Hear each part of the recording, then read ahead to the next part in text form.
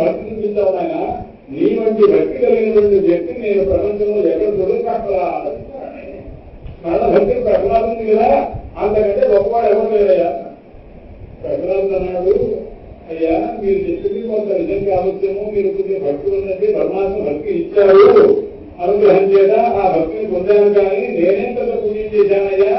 నేను పరమాత్మ కాలంలో శ్రీ నరనారాయణ స్వరూపంతో ఉన్నటువంటి వాళ్ళతో ఒకసారి నేను యుద్ధం కూడా చేశాను. పరమాత్మ స్వరూపాన్ని తెలుసుకోలేక పరమాత్మ స్వరూపాన్ని నేను నిజంగా తెలిసినట్టు పరమాత్మలో విరోధం కలిగి ఉంటానని ఆయన అనగా, నన్ను పొందుతారటువంటి గురువు గారు మీరు నాకు అంత తత్వోపదేశం చేస్తే, పరమాత్మ గర్భంలో ఉండగానే తల్లి గర్భంలో ఉండగానే మీరు నాకు తత్వోపదేశం చేస్తే, ఆ తత్వోపదేశాన్ని పొంది బయటికి వచ్చి భక్తి భావాన్ని పొంది పరమాత్మానుగ్రహాన్ని పొంది నా తరం నా తర్వాత విరోధులు వారి కుమారుడు బయటికి దాకా అందరూ కూడా భక్తి కలిగినప్పటికీ కూడా ఒకనొకప్పుడు నేను ఈ ఆధిపత్యం మా తండ్రి గారి రాజ్యాన్ని పరిపాలించుకున్నానంటే నేను తప్పనిసరిగా ఆయన మాట కాదలేక నేను స్వీకరించి చేస్తుంటే ఒకప్పుడు నరనారాయణ మహర్షితో నారాయణ మహర్షి మనస్సు పట్టుకొని అరణ్యంలో వెళుతున్నారు.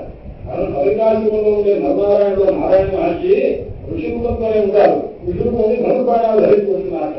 ధనుర్బాణాలు ధరించుకుంటుంటే ప్రజలు చూశాట. ఏమయ్యా వీళ్ళేదో ఆ గాంధీకులైనటువంటి వేషం వేసుకొని ఏదో వీళ్ళు అనుకుంటున్నారు, విజయనగరంలో తపస్సు చేస్తున్న గౌరవిగా ఇలా ఉన్నారు. ఆయన చాలా అవహేళనగా మాట్లాడి మేము యొక్క భవిష్యాన్ని నేను కట్టుకోవడాలని చెప్పి ఆయనతో యుద్ధం చేశాట. యుద్ధం చేసి చిత్త చివరికి పరాభూతం అయిపోయాడు. ఆ రకంగా పరాభం పొందినటువంటి వారి తర్వాత పరమాత్మ స్వరూపం తెలుసుకొని పశ్చాత్తాపడ్డాట. ఆ పశ్చాత్తాపడితే పరమాత్మ స్వరూపాన్ని తెలుసుకోలేకపోయానని బాధపడ్డాను. అయినా పరమాత్మ నన్ను అనుగ్రహించి వదిలిపెట్టారయ్యా. వాస్తవంగా అప్పుడే నన్ను దుర్యోగచ్చు ఆ రత్నాదేవచ్చు కానీ అనుగ్రహించారున్నా.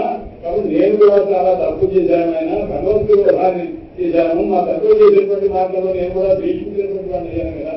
నేను భక్తుని కాదు దయచేసినాను అంతలా చెప్పవచ్చు. ఏదో కొద్దిగా భక్తుని కానీ అంత భక్తి నాకు కాదు ఆయన. నేను పొరపాటు చేశాను.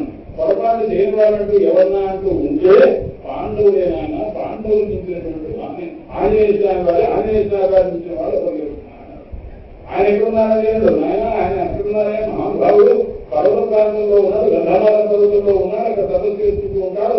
నిరంతరం రామనామం పరమాత్మ తీసుకెళ్తాను ఆయన వైపు దానికి రావయ్యా ఆంజనేయ అంటే నేను రామస్వామి మీ నామం మీద మీ నామజపం చేస్తే కృతాభిషేకం అన్నాడు. ఎక్కడా కూడా పొరపాటు చేయకూడగా లక్ష్మణస్వామికి ప్రాణదానం చేసినటువంటి వాడు. ఆ ప్రాణదానం చేసినటువంటి వాడు సీతారామ వారి దర్శనం కలిగించి ఆయన ఇక్కడ సీతమ్మకి ముందుని అన్వేషించి సూచించినటువంటి వాడు. అలాంటి మహాభావికి ఆదివాసులను తరందరూ ప్రాంతాలు ఇచ్చాడు పరమాత్మ. ఇలాంటి అభివృద్ధి భక్తులు ప్రపంచంలో ఎవరన్నా ఉంటారా ఆంజనేయ స్వామి గారికి? భక్తులు లేని లేదు కాదు. నేను భక్తులు కాదు, ఆంజనేయ స్వామి గారు భక్తులు. ఈయన కృతయుగ భక్తుడు. ఈ కృతయుగ భక్తుడు త్రేతాయుగంలో ఉన్న భక్తుల నుంచి ఆయన పూడాడు. పూడేసరికి వెంటనే మహానుభావులు ఇలా ఈ భక్త పరంపర ఒకళ్ళ నుంచి ఒకళ్ళు నాకంటే వాడు గొప్ప అంటారు తప్ప వాడికంటే నేను గొప్ప ఒకళ్ళు చెప్పుకోవడం కదండి. ఎక్కడి నుంచి మహోత్సవం దగ్గర నుంచి వరుసగా వెళ్తుంటే అందుకోసం వెంటనే ఆంజనేయ గారు చూద్దామని చెప్పి 4 వరకు కట్టకట్టగా బయలుదేరాడు. కూర్చోంటే అక్కడ రామచంద్రమూర్తి యొక్క దివ్యమైనటువంటి నామస్మరణ చేస్తూ ఆ కంటి వెంట ఆనంద బాష్పాలు పెట్టుకొని ఆక్రాంతమైన మనసుతోటి ఆనంద బాష్పములే దుఃఖంగా అంటారు వీళ్ళకి. అందులో రుణధర్మణ చేసుకున్నటువంటి మహామహనీయుడైనటువంటి ఆంజనేయ స్వామి గారు చూసిన ఆయన మారుతే ఎంత గొప్పవాడు వేయాలి నువ్వు. ఎందుకంటే పరమాత్మ స్వరూపం కంటే పరమాత్మ నామ మహాత్యాన్ని లోకంలో ప్రకటించినటువంటి మహనీయుడు. ఆ సీతమ్మని దారి చూపించి ఆంజనేయ స్వామి గారు రామచంద్రమూర్తికి మహనీయమైన ఆనందాన్ని కలిగించేవాడు. నిత్యానంద స్వరూపుడు రామచంద్రమూర్తి. ఆ నిత్యానంద స్వరూపుడికి కూడా ఆనందం కంటే ఆనంద అతిశయాన్ని చూపించేవాడు నువ్వు. అందువల్ల ఇవన్నీ మహనీయుడు లేరయ్యా అని అంటే అప్పుడు ఆయన అన్నారయ్యా నేనేం గొప్పయ్యా, మేమేమన్నా ఆయనకి ఎదుగు ఆయన సేవ చేసుకున్నాము. సేవ చేసుకున్న చోట ప్రేమ ఉంటుంది, ప్రేమ ఉన్న చోట బాంధవ్యం ఉంటుంది. కానీ మాకు సేవ ఉన్నది, ఆయన ప్రేమ ఉన్నది కానీ బాంధవ్యం లేదు కదండి. ఈ 3 కలిగిన వాడు మాకంటే గొప్పవాడు కదండి. సేవ చేశారు, ప్రేమ పొందారు, బాంధవ్యం పొందినవాడు బాంధవుడండి. వాడు నేనంతా నా పరిస్థితి అంతా. అందువల్ల నేనేదో మానవుడు మాకు బాంధవ్యం ఏం లేదు. బాంధవ్యం ఉన్నది కానీ ఆయనతో సారథ్య చెప్తాను సంవత్సరం వస్తుంది. ఎంత సారథ్య మానదు కదా. ఆయన సారథ్యం ఏం బాగా నువ్వు ఆయన పక్కన పట్టి జాగ్రత్తగా చూసుకోవాలి అంటే సాధగా ఉన్నాడు అనమాట. తర్వాత ఆయన ఈ రాజకీయాలు ఏం చేస్తున్నాడు, అనేక మంది ధర్మం చేయాలి, వ్యవహారం చేయాలి. ఏం చెయ్యాలి అంటే ఆయన ఎవరైనా కాళ్ళు పెడతాను ఎవరయ్యా వస్తారంటే కృష్ణ పరమాత్మ చెప్పారు నేను కాళ్ళు పెడతానయ్యా అని అన్నారు. ఇంత పనులు చేసినటువంటి ఆ కృష్ణ పరమాత్మ ఆ రకంగా చేశారంటే ఎంత గొప్పవాడు కాకపోతే ఆ బంధువులతో ఆ రకంగా ఉండి ధర్మరాజుతో ఆయన ఎలా చెప్పారో చెప్తాను బాబా అన్నాడు. భీముడు చెప్పినట్టు చేశాడు, నకులుడు చెప్పినట్టు చేశాడు, నకులుడు సహదేవుడు చెప్పినట్టు చేశాడు, ద్రౌపది చేసినట్టు చేశాడు. ఇంతమంది ఎలా పడితే వాడు ఏదైతే అది అలుగుతారు కూడా అంగీకరించారే. ఇలాంటి మహనీయులైనటువంటి వారు ఎవరన్నా ఉంటారా రామచంద్ర కృష్ణ పరమాత్మ వంటి వారు? కాబట్టి ఆ అభిష్టంతా ఎవరయ్యా ఆంజనేయ స్వామి వారు నా అభిష్టం కానే కాదు. అందుకంటే ఆ పాండవులు భక్తులుగా ఉన్నారు, తర్వాత బంధువులుగా ఉన్నారు, సేవ చేసేవాడుగా ఉన్నారు, సేవ చేయించుకునేవాడుగా ఉన్నారు. ఇన్ని రకాల అభిష్టం పట్టిన వాడు పాండవులలో నేరుగా నాకు ప్రత్యేకం నాకు నేను తప్పిద్దా అభిష్టం లేదయ్యా. కాబట్టి నన్ను పొగడవద్దు. పాండవుల దగ్గరికి వెళ్ళి అసలు ఆ పాండవులకి దానం చూస్తున్నాడు. ఎక్కడి నుంచి కదా ఎక్కడ ప్రకటనలు, ఎక్కడ కృతయుగం, తర్వాత త్రేతాయుగం, తర్వాత ద్వాపరయుగం ఇక్కడికి వచ్చారన్నమాట. ఈ ద్వాపరయుగం దగ్గరికి వచ్చేసరికి ఆ మహనీయులందరూ ఇక్కడ ఉన్నారు. అక్కడ కూర్చోన్నారు, ధర్మరాజు కూర్చోన్నారు. ధర్మరాజు కూర్చోనుంటే అక్కడ పెద్ద సభలు వచ్చిందండి. నలుగురు రాజులు భీముడు వీళ్ళంతా ఉన్నారు. అలా ద్రౌపది అక్కడ కూర్చోనుంది. కొంతమంది వచ్చి అడుగుతున్నారు, అయ్యా మాకు ఇక్కడ ఈ పని యజ్ఞం చేయాలనుకుంటున్నాం, ఈ యజ్ఞం చేస్తే బాగుంటుందని అంటారు కొంతమంది. మీరు అసలు నిరాకరణ చేయగలుగుతున్నారు, చేద్దాం. కానీ మా బాబురావు గారు, మా బాబురావు గారు ఆయన చెప్పేసినారు, ఆయన చెప్పేది చేయాలి, అర్థం చేయడానికి వీళ్ళని వాళ్ళు అనుకుంటున్నారు. అందుకోసం ఏం చేయాలి, అసలు బాబు ఎట్లా కాడు పెట్టుకుని ఆయన తీసుకొచ్చి ఏర్పాటు చేద్దాం. ఆయన భీమా గుర్తుపెట్టుకున్నా ఫలానా రోజు లేదా బాబు రావాలని జనం పెట్టాను ఎవరైనా తీసుకువెళ్తా అని చెప్తున్నారు. ఎందుకంటే ఇంకోటి వచ్చే అయ్యా ఈ సందేహాన్ని కదా అంటున్నాను. మా బాబు వస్తారు, మా బాబు ఫలానాత్మ అయినా వీడి కార్యక్రమం అంతా బాగా అడుగుతాం, బాగా చెప్తారు చేద్దాం అంటున్నారు. అంటే ప్రతి వాడు వీడు చేసే ప్రతి దాంట్లో తీర్పు ఎక్కడుంది, బాగా చేసినట్టు చేద్దామంటున్నారు. అంటే నిరంతరం ఏదో ఒక రీతిగా చెప్పి బాగా అయిపోయి సక్కలు వచ్చి మాకేం తెలియదు, నువ్వు చెప్పేది నువ్వు కూడా నేను రాని జరగాలని చెప్పి అనేక నెలలు కృష్ణ పరమాత్మ ఇక్కడ పెట్టుకొని ఇక్కడ ఉండి అనేక రకమైనటువంటి ఆ సాన్నిధ్యాన్ని పొందినటువంటి మహనీయులు పాండవులు అన్నమాట. అలాంటి పాండవుల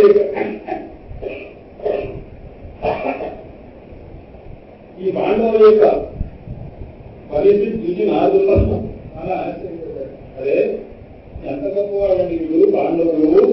ఎందుకంటే నిరంతరం కూడా కృష్ణ పరమాత్మ యొక్క అనుగ్రహాన్ని పొందినటువంటి మహనీయులు వీళ్ళు. వీళ్ళు ఎక్కడ ఎలా ఉంటున్నారు, పరమాత్మకు ఇంత ఆనందంగా ఎలా ఉంటున్నారు అని.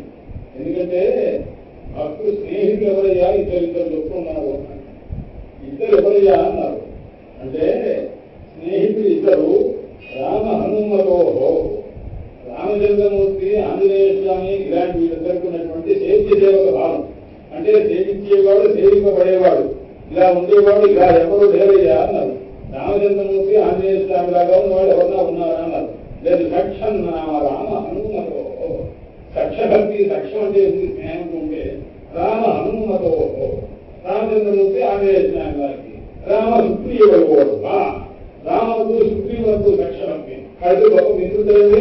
అందుకోసం ముందు అనేక భార్యాభియోగం కలిగిన కష్టం కంటే సుగ్రీవుని భార్యాభియోగం కలిగిన కష్టాన్ని ముందు పోగొట్టి తర్వాత ఆయన మీరు సాయం చేయండి అని అన్నారు. ఉత్సాహుడు సాయం అవుతుందా? అవసరమైన భార్య కలిగిన భార్య భక్తయోగాన్ని సమకూర్చిన వాడు తన భార్యతో ఆయన తెచ్చుకోలేదంటే వాళ్ళు ధన్యులు చేయడం కోసం పరమాత్మ చేశారు. ఈ దళితులుగా ఏదో ఒక ధన్యులు వెళ్ళిపోతుంటారు. ఇది పొరపాటు అన్నమాట. ముందు ఏం తెలుసుకొని అర్థం చెప్పాలంటే పరమాత్మ సర్వవ్యాపుడు, సర్వాంతర్యామి, సర్వసాధకుడు. ఆయన ఇంకొకరితో ప్రమేయం లేదు. ఆయన ఏది సంహారం చేసినా ఏది చేసినా ఆయన యొక్క లీల తప్ప ఇంకొకటి లేదు. లీయతే లాభి లీలా నాకు అర్థం ఏంటన్నాడు. లీల కంటే ఎవరైనా సరే పరమాత్మ వేరు చూపించాడు అన్నాడు. అంటే రావణాసుడు సంహారం చేసిన ద్వారా వేరు చూపించాడు. సంహారం చూపించి వాడి కాదు తనలో ఐక్యం చేస్తున్నారు. ఇది లీల అన్నమాట. అందుకోసం పరమాత్మ చేసిన పరాక్రమాలు చేసి ఒక్కొక్కరు ఒక్కొక్క 10 మంది దగ్గర తీసుకుంటారన్నమాట. లీయతే రాజిద్దా అన్నమాట. ఇది లీలా అన్నమాట.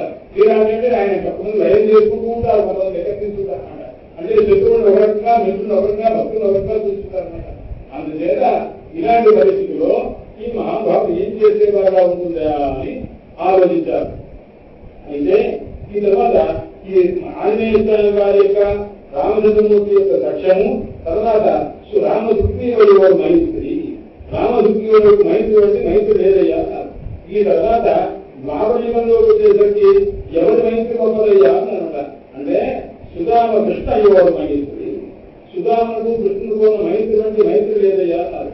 అంతకంటే మైత్రి గొప్ప ఎవరయ్యా అన్నారు. అర్జున కృష్ణ యువ సఖ్యం, సఖ్య భక్తి ఎవరయ్యా అన్నారు. అర్జునుడు కృష్ణ పరమాత్మకున్నటువంటి లక్ష్యం అన్నమాట. అయితే మొత్తం శ్రీమద్ భాగవతం మొత్తం పరిశీలించి చూస్తే 3 విషయాలు మీకు తెలుసుకోవాలి. ఏదో చెప్తామంటే ఏదో చెప్తున్నా ఏదో లేదు. ఈ జరగవలసిన పరిస్థితి ఏంటంటే ఇక్కడ జరిగేది ఇదే. నేనేదో చెప్తామని బయలుదేరా. బయలుదేరిన తర్వాత ఏదో ఒక శ్లోకం ఉందండి. ఇదే దాసోహంకి ఆ బుద్ధి. నేను మొదలైన దాసుని దాసోహం అంటే నేను దాసుని మొదలు బుద్ధి కలిగిందండి. ఎవరైతే ఎదురందనే దాసోహంకి ఆ బుద్ధి పురాసి ఎదురందనే మొదలు నాకు ఎదురందనటువంటి 50వ వంశం శ్రేష్ఠమైనటువంటి కృష్ణ పరమాత్మని దాసోహం దాసోహం దాసోహం అన్నా. ఆయన మామూలుగా అయితే పర్వాలేదు ఎలాగే ఉంది నేను. కానీ ఆయన చూడు వెళ్ళి ఆయన ఏం చూడన్నాడు. ప్రాణబిడ్డ దేవుడ పూర్ణా ప్రాణ దేవుడ అపహరితలో భౌత్యం కృష్ణ దేవుడ. ఎవరి దగ్గర వస్తే ఏదో కొంత లాగేసేది ఉంది. ఆయన దగ్గరకు వచ్చిన వాళ్ళ దగ్గర కొంత కొట్టేస్తాడు. ఆయన ఇంటికి అవతల ఇంటికి వెళ్ళినా కొంత కొట్టేస్తాడు. ఆయన సంవత్సరం చేయడు. ఆయన నైపుణ్యం ఆయన సహజత్వం రావు. మనం ఏమంటానికి వీలేదన్నమాట. నేను మొదలు కృష్ణ పరమాత్మ దాసోహమిత్యాముక్తి రాగాసి ఎదురందనే ఎదురు నాకు దాసోహం దాసోహం దాసోహం అన్నా. అనగానే కొంతకాలం తర్వాత వీడి దగ్గర ఈ మాటలు ఎందుకు మాట్లాడాలి వ్యక్తి దాగుతాడుతున్నట. దాగిసేటాడు దాసోహం దాగిసేముంది సోహం సోహం సోహం. ఆ పరమాత్మ స్వరూపమే నేను, పరమాత్మ స్వరూపమే నేను.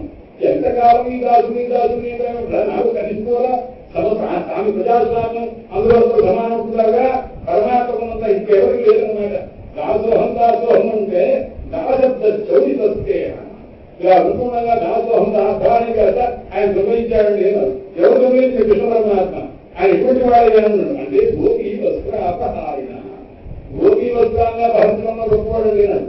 అంటే అసలు గోపికల వస్త్రాన్ని ఇంకా అపహరించాడు.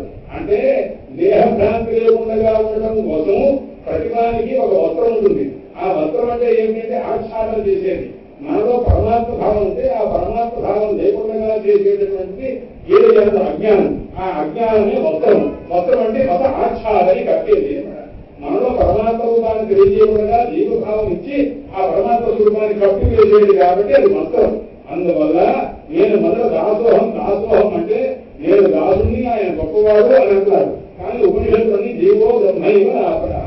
జీవుడు పరబ్రహ్మస్వరూపమే తప్ప వేరు కాదు. ఆయన ఇన్ని రకాల జీవుడు ఈశ్వరుడు జీవుడు అనే కల్పితము వేరు అసలు స్వరూపం తెలుసుకోవడానికి చెప్పిన ఉపాధి తప్ప ఏమీ లేదు అనే విషయాన్ని చెప్పాలి. అందుకోసం నేను దాన్ని తెలుసుకోవడం కోసం దాసోహం దాసోహం అంటే అసలు ఆయన దాసుడు నేను లేదా ఇన్ని పద్ధతి ఏమవుతుందంటే అవిద్యావస్థలో వచ్చింది. ఈ అవిద్య అనే వస్త్రాన్ని ఏదైతే పోగొట్టేటువంటి లక్షణం నాకున్నదో నీకు అజ్ఞానమైనటువంటి భావాన్ని పోగొట్టాలంటే ఇప్పుడు దాసోహం అనే దాంట్లో వస్త్రాలు ఏం లేవుగా దాశబ్దాన్ని తీసేస్తాను అన్నారు. తీసేస్తే ఇప్పుడు సోహం నీకు ఏంటన్నమాట. అందుచేత దాశబ్ద చోరితస్కేన గోపీ వస్త్రాపహారిణ అన్నారు. అంటే గోపీ వస్త్రాపహార ఘటన మీరు విపరీతార్థం చేస్తున్నారేమో. వాళ్ళకు దేహభావ జీవభావాన్ని పోగొట్టి ఆ దేహభావాన్ని పోగొట్టడం ద్వారా చిన్మయ స్వరూపాన్ని తెలియజేసి చిత్స్వరూపం తప్ప మీరు ఇంకోటి కాదు, మీరు జీవభావం కాదు, నాతో మీరు కలిసి ఉంటారు. అయ్యేమా రంశరక్షణ నాతో మీరు ఆ చిన్మయ దేహభావై రాగలేనుకుంటారు అని అనుగ్రహించాక. అందుచేత ఆ పరమాత్మ అటువంటి వారయ్యా.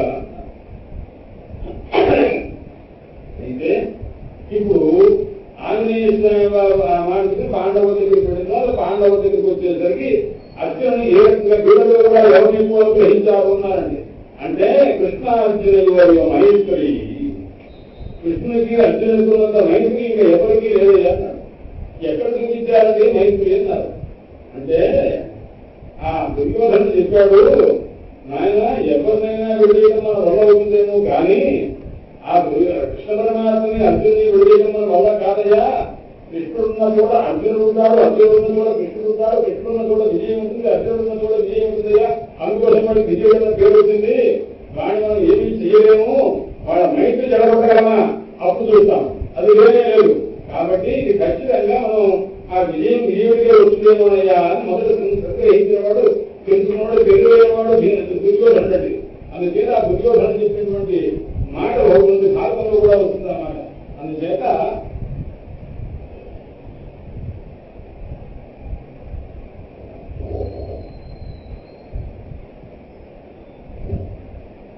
ఆత్మా శ్లోకం చెప్పాలి. హి కృష్ణ పాత్రస్య కృష్ణస్యాత్మ ధనంజయ అంటే కృష్ణుని యొక్క ఆత్మ ఎవరయ్యా అన్నాడు అర్జునుడు. అర్జునుడి ఆత్మ ఎవరయ్యా? కృష్ణ పరమాత్మ. ఇది చెప్పిన వాడు ఎవరండి? అతి దుర్యోధనమైన వాడు, అంటే మహా దురహంకారి వాడు, కవిస్వరుడు.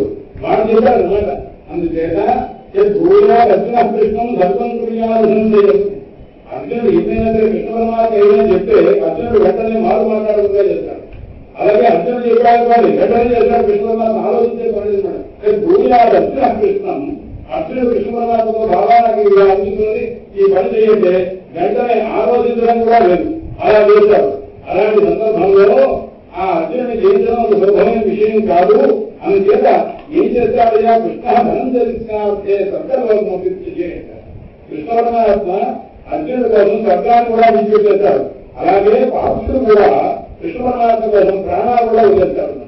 అంటే ఆ రకమైనటువంటి స్థితి. ఇలాంటి సందర్భంలో ఈ విషయంలో బదులుగా కథలు చెప్పారండి. ఏంటంటే మనకు మనం విన్నాం కూడా దశమస్కంధాల్లో కృష్ణ పరమాత్మ దగ్గరికి వెళ్ళారు. ఎవరు అర్జునుడు వెళ్ళేసరికి అర్జునుడు వెళ్ళినాకు బ్రాహ్మణోత్సవం వచ్చి ఆయన నా సంతానం అంతా నష్టమైపోతున్నది అని కాబట్టి రక్షించవలసింది ఎవరు ఇంకా అభ్యర్థులు జరుగుతుందంటే అందరూ సకాలంలో సుఖంగా అందరూ వాళ్ళగా శిశువులు కోరుకున్నటువంటి బ్రాహ్మణుని నేను నా ధర్మాన్ని నిర్వహించుకుంటాను, నా ధర్మగుణంలో దోషం లేదు, నాకు పుట్టి పుట్టగానే పిలవకపోతున్నాడు, ఇలా 9 మంది పోయారు, ఇలా అయితే ఎలాగండి అన్నారు. అప్పుడు అర్జునుడు ఉన్నాడండి. ఒక్కొక్క సంతానం పోవడం ఇదంతా చూస్తున్నాడు. ఎంతకాలం చూసారా? 10 మంది సంతానం కలిగేలాగా ఉన్నాడు అర్జునుడు. ఎక్కడ? కృష్ణ పరమాత్మ బంధువులు ఎంతకాలం ఉన్నాడు, ఎంతకాలం ఉన్నాడు. ఇలా ఉంటుంటే 9 మంది సంతానం నష్టమైపోయింది కాదు. బాగా అదే రాజు లేదా ఎవరు పరిపాలన పద్ధతి లేదా ధర్మంగా లేదా ఏమి ఏం చేస్తారు కృష్ణ పరమాత్మ మాట్లాడకూడదు. ఆ రోజు బ్రహ్మాండంగా పెట్టుకుంటున్నాడు. చూద్దాం ఈసారి చూద్దాం అంటూ నెమ్మదిగా పంపిస్తున్నారు. పంపిస్తుంటే మామూలుగా వెళ్ళాడు. 9 సార్లు అయిన తర్వాత అర్జునుడు వెళ్ళాడు. ఏమైనా ఇక్కడ పరిపాలన సరిగ్గా లేదా ఏంటి పరిస్థితి అని అంటే దానికి సరే అప్పుడు కనుక నేను రక్షిస్తానైనా ఈసారి నేను చూస్తానన్నాడు. ఆయన మామూలు వాళ్ళే మాట్లాడినప్పుడు నువ్వు మాట్లాడవచ్చా? మాట్లాడకూడదు. అయినా నేను రక్షిస్తాన్నాడు. ఎలా రక్షిస్తావయ్యా అన్నాడు. నా దగ్గర ఏం లేదయ్యా, ఈ ధనస్సు మీద నా దగ్గర మా బావ గాంధీ ఉంది, ఇదంతా ఉంది, మా బావ యొక్క అనుగ్రహం చేత నేను జయిస్తాను అని అడిగి చివరి మాట అన్నాడు. అందుకోసం పరమాత్మ ఈయన రక్షించాడండి. కేవలం ఆ మాట చదువు అనమాట. నేను మా బావ అనుగ్రహం చేసినటువంటి పరాక్రమం ఉంది, ఆయన అనుగ్రహం ఉంది, ఈ గాంధీ ఉంది, వీజర్ నేను రక్షిస్తాను పోయా అని అడుగుతున్నాను అనేసరికి అది కూడా ఏమైంది? చివరికి ఆ పిల్లవాడు మోని కదా రక్షించాడు. మొత్తం చుట్టూ కూడాను అంతా కంచె చేసినట్టుగా చేశాడు. అంత రక్షణ చేసినప్పటికీ కూడా ఆయన నష్టమైపోయేసరికి నేను అనవసరంగా ఒక పేరు వాడు మాకు నమ్మాను, నేను చాలా మోసపోయాను అని ఆయన అనేకంగా మాట్లాడేసరికి అప్పుడు చివరికి నేను కదా రక్షించకపోతే ఇంకా అనవసరంగా దేహత్యాగం చేయడం మంచిది అంటే అప్పుడు కృష్ణ పరమాత్మ ఆయన తొందరపడి అంత పని చెప్పారా నాతో కూడా మళ్ళా ఎక్కడన్నా దొరుకుతుందేమో ఎక్కడ రాసిపెట్టావో ఏమో, ఎందుకంటే గురుపుత్రుని తీసుకెళ్తావు కదా నీకు అన్ని తెలుస్తుంది కదా. ఆ అడ్రస్ చెప్పాలని వెళ్ళాడు మహానుభావుడు. అంటే దాన్ని ఎందుకు తీసుకెళ్తాం కదా అని తీసుకెళ్ళాడు. అన్ని లోకాలు తిప్పాడు. అన్ని లోకాలు ఎక్కడా కలిగించరా. చివరికి ఆది చేసినటువంటి ప్రాంతం దగ్గర తీసుకెళ్లారు. అది ఎంత అంధకారం ధరంగా ఉంటే ముందు సుదర్శించాలని పంపించారు. ఎందుకంటే వెలుగు కోసం అన్నమాట. వెలుగు కోసం సుదర్శించాలని పంపిస్తే ఆ కాంతిలో చివరికి వెళ్తే ఆ ఆదిశేషుడికి వెళ్తే ఆ లోకంలో ఉన్న కాంతి తట్టుకోలేక అర్జునుడు అసలు ఎవరున్నారో ఏమో కూడా తెలియలేదు. తెలియకపోయేసరికి అప్పుడు ఆదిశేషుడు మహానుభావుని కృష్ణ పరమాత్మ దర్శనం చేసుకుని ఆయన నేను నరనారాయణ దర్శనం చేసుకోవాలని కోరిక గురించి నేను రావడానికి అవకాశం లేదు కాబట్టి మీరు రావాలని కోరికతో ఎట్లా చేశాను, ఇవ్వండి ఈ 10 మంది పిల్లలు ఎత్తున్నా తీసుకెళ్ళండి అంటే వాళ్ళు తీసుకెళ్లారు. ఇలా తీసుకెళ్ళడం ద్వారా లోకంలో ప్రజలు ఏం చేశాడు అన్నాడు. అర్జున్ ఇంత పని చేశాడయ్యా అన్నాడు. ఏం వల్ల చేశారు? కృష్ణ పరమాత్మ వల్ల. కృష్ణ పరమాత్మ అనుగ్రహం చేయడం జరిగింది అయ్యా అన్నాడు. ఇక జయత్వ భరత అక్కడ చూసుకుంటే ఏం పరిస్థితున్నారు. జయత్వ ధృడైనటువంటి వాడు ఉన్నాడు దుష్కర భర్త, అంటే దుర్యోధనుడు భావరావుతాడు చెల్లి భర్త. వాడు కలిస్తే నేను ఆయన కుమారుని అభిమన్యుని సంహారం చేయడానికి వాడు ప్రధాన కారణం అయ్యాడు. తన కుమారుని సంహారానికి ప్రధాన కారణమైనటువంటి వాడిని నేను ఎలాగైనా సరే రేపు సూర్యాత్మలో వాడిని సంహారం చేస్తాను అని అన్నాడు. అర్జునుడు ఆవేశంతో ఉన్నాడు. అనేది కృష్ణ పరమాత్మ సరే నన్ను నా ఖరీదు సంపదిస్తాను కదా, బాబా ఇలా అనుకున్నాను బాబా, ఇలా ప్రతిజ్ఞ చేశాను బాబా, నీ అన్న అంటే బాగుండు నన్ను అడగకుండా నీ విశ్వసించిన ప్రతిజ్ఞ చేయకుండా అక్కడ ద్రోణాచార్య వారు ఉన్నారు. ఏదో భూమి తప్పకుండా ఉండడం కోసం ద్రోణాచార్యాన్ని నియమించి నువ్వు కాదు నేను కానీ లోకంలో ఏమీ చేయలేదు. అందువల్ల పంచసేనాధిపతులను పెట్టాడు. పంచ మహావీరులు దాటుకోవాలి, ద్రోణాచార్యాలు దాటుకోవాలి. ఆ తర్వాత ఏ భూమిని తప్పాలి. అసలు ద్రోణి తప్పడం సులభమైన విషయం కాదు, తప్పించడం సులభమైన విషయం కాదు. అందువల్ల ఏం చేస్తే బాగా ఉంటుంది అని అనుకుని మహానుభావుడు రాత్రంతా ఆలోచించారు. రాత్రంతా ఎంత ఆలోచించారంటే వీళ్ళు ఎలాగైనా సరే బయటికి ఎలాగైనా తీసుకురావాలి, ఏం తగ్గట్టు చేయాలి అంటున్నారు. అప్పుడు అర్చన చేసేటువంటి సూర్యాస్తమయం కావడానికి ముందే తన చక్రం చేత అది మొత్తం అంధకార బంధనం చేసి, అది సూర్యాస్తమయం కాకముందే అంధకార బంధనం చేస్తే సాయంకాలం అయిపోయింది. ఈ అభ్యర్థన ప్రతిగా పోయింది. ఏడు బతికినట్టు అనుకున్నారు అనమాట. అయితే ఏడు బతికినట్టు అనుకుంటే అతని తర్వాత సూర్యాస్తమయం ఇంకా కాలేజీ వాళ్ళు శిరస్సు చేశాడు. ఆ శిరస్సు చెప్పాడు కృష్ణ పరమాత్మ, ఆయన ఈ శిరస్సు పొరపాటు నేల మీద పడినా ఎవరైతే నేల మీద పడి పుట్టాడో వాడి శిరస్సు 1000 ముక్కలు అయిపోతుంది, 100 ముక్కలు అయిపోతుంది. వాళ్ళ నాన్న శాపంగా జీవిత తండ్రి శాపము ఇది జన్మగా ఎక్కడ రాన్నాడు జీవిత గుడి యొక్క ఆ తండ్రి చేతిలో పోయి చేయనాడు. ఆ వెంటనే ఈ శిరస్సు తెలియంది, తండ్రి చేతిలో పడింది.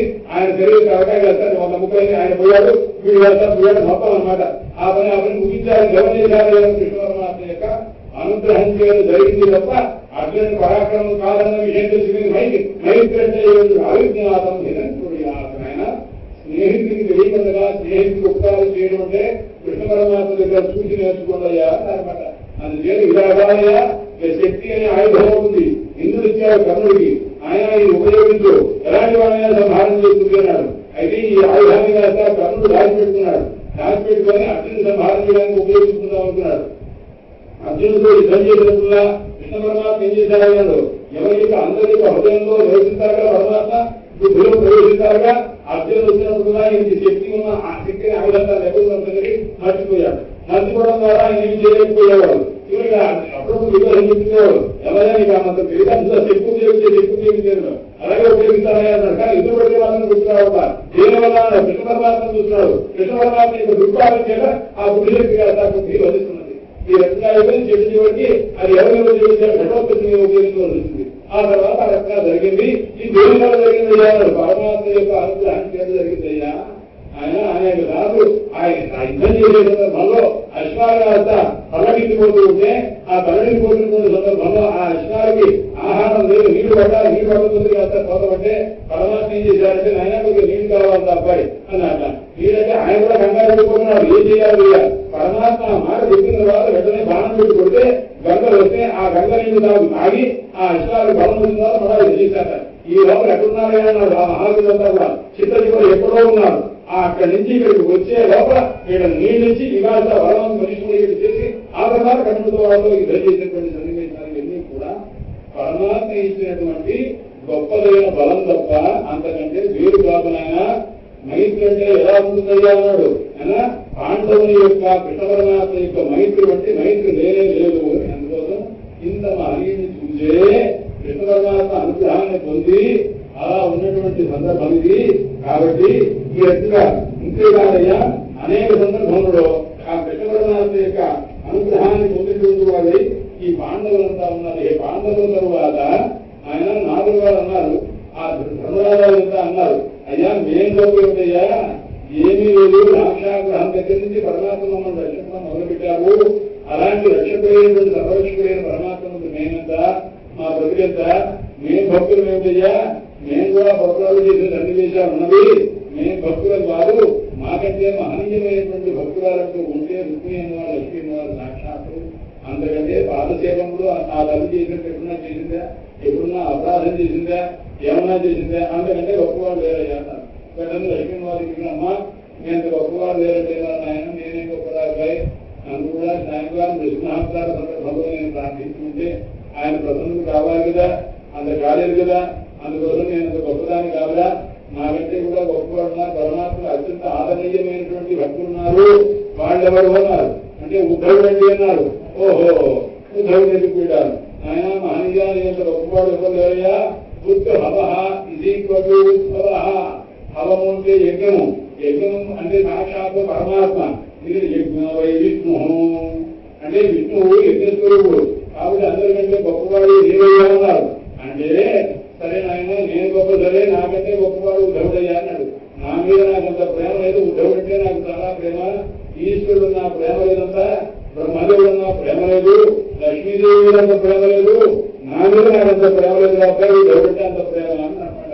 అలాంటి ఉద్ధవుడైనా హవ అంటే యజ్ఞం, యజ్ఞం కంటే అంటే సాక్షాత్ కృష్ణ పరమాత్మ.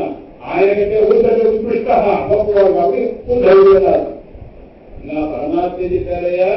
అందుచేత నీ ఎందుకు ప్రేమ కలిగించారు పరమాత్మ, తమ మీద కంటే నీ మీద ప్రేమ కలగాలి కాబట్టి నీ దర్శనం తీసుకోవడానికి వచ్చాను ఆయన అని నాడు వచ్చి నమస్కారం చేశాడు. చేస్తే ఆయన సాష్టాంగపడి ఆయన నేనంతా నా బతుకంతా మేమంతా కూడా ఎందుకు పరిగిరాని వాళ్ళమే, నాకంటే గొప్పవాడు ఎవరయ్యా అన్నారు. ప్రజలు ఆయన గోపికలు గొప్ప, అక్కడికి వెళ్ళారు, నేను కూడా గొప్పవాడు అనుకొని పరమాత్మ పంపించారంటే చాలా గొప్పవాడు కాబట్టి వెళ్ళాలని అనుకున్నాను. అక్కడికి వెళితే నేను ఎందుకు పంపించానయ్యా, ఎందుకు పరిగరాలయ్యా, నా మీద పెట్టి పొరిగానయ్యా అన్నాడు. వ్రజ అన్న చూసారా, ఆ వ్రజ అంటే అర్థం ఏమిటి అన్నాడు. వ్రజము వ్రజము అన్నమాట. వ్రజం కావాలా వ్రజం కావాలా అన్నాడు. వ్రజం కంటే వ్రజం కావాలి, తర్వాత వ్రజంలో ఉంటానని అన్నాడు. వ్రజం అంటే చూడండి, వా అంటే వకాలని సంస్కృతంలో మోక్షానికి లక్షణంగా చెప్తారన్నమాట. వం అమృతప్రాప్తిగాయి అమృత నైవేద్యం సమర్పయామి. వా అనేది అమృత రాజ్యం అన్నమాట. అందుచేత వా అనేటటువంటిది అంటే మోక్షం దేని వల్ల వస్తుంది, ఇక్కడ ఉన్న రజస్సు వల్ల వస్తుందిట. ఎక్కడ బృందావనంలో ఉన్న మట్టి వేయడం వల్ల వస్తుందా. అందువల్ల వ్రజ అంటే అర్థం ఏమి తిన్నాడు, మోక్షం రజస్సు చేత వస్తున్నాడు. సామాన్యంగా రజోగుణం ఉంటే మోక్షం రాదండి, సత్వగుణ సంపత్తి ఉంటే మోక్షం వస్తుంది కదా.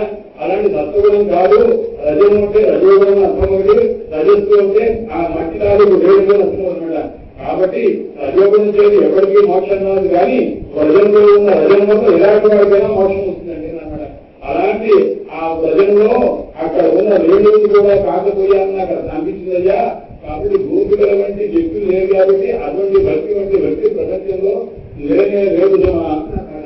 అందుచేత అందరికంటే గొప్ప ఎవరయ్యా అంటే మహానుభావులు చెప్పేటప్పుడు తెలిసింది క్లుప్తంగా చెప్తున్నాను. అందుకోసం ఇక్కడ అందరికంటే గొప్పవారు ఎవరయ్యా అని తెలిసి చివరికి ప్రజల్లో ఉన్నటువంటి ఆ గోపికల కంటే గొప్పవారు ఎవరు లేరు అన్నారు. ఈ గోపికలను కూడా మోహపరిచి స్వాధీనం చేసుకున్న వారు ఎవరయ్యా అన్నారు. కృష్ణ పరమాత్మ అన్నారు. కృష్ణ పరమాత్మ పెద్దగా ఏం చేశానండి, కృష్ణ పరమాత్మ చేసింది చాలా తక్కువ. కృష్ణ పరమాత్మ వేణువు చేసింది ఎక్కువండి. ఎందుకంటే ఎక్కడో ఉన్నటువంటి వాళ్ళని తీసుకొచ్చి వాళ్ళని వేదన తీసుకొచ్చి ఇక్కడ పడేసింది కదా. అందుచేత కృష్ణ పరమాత్మ గొప్పదా, కృష్ణ పరమాత్మ యొక్క వేణువు గొప్పది అన్నారు. వేణువు గొప్పది ఏంటన్నారు. ఆ వేణువుకి అంత గొప్పదనం ఎలా వచ్చిందండి అన్నారు. కృష్ణ పరమాత్మ యొక్క అధనాస్వాదన వల్ల వచ్చిందండి అన్నారు. ఆయన పెరిగి దగ్గర ఉండడం వల్ల వచ్చింది. ఆ పెరిగి ఏం చేసింది అన్నారు.